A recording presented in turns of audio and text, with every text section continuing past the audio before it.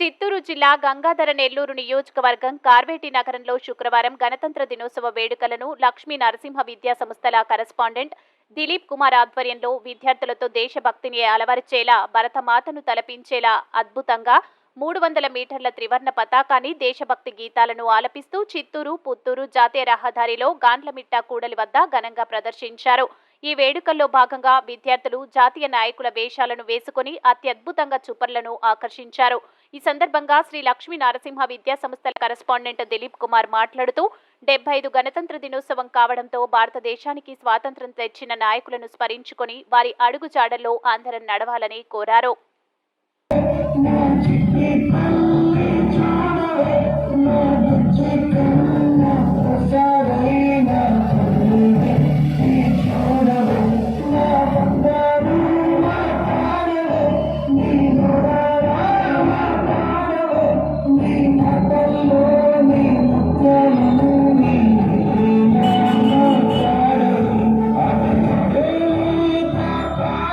చనిపోయిన కూడా మీద పడ్డారు గురుగుడు సప్తమని క్లాసెస్కి వెళ్తే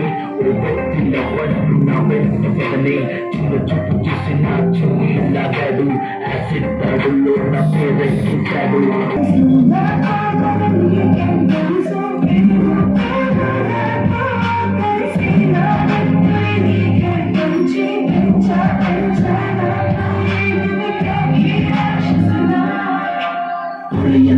నన్ను పెంచావుగా నా పెళ్లి కోసం పరుగులను మోసావుగా ఇల్లు వదిలి ఇంటి పేరు మార్చారుగా ఆయన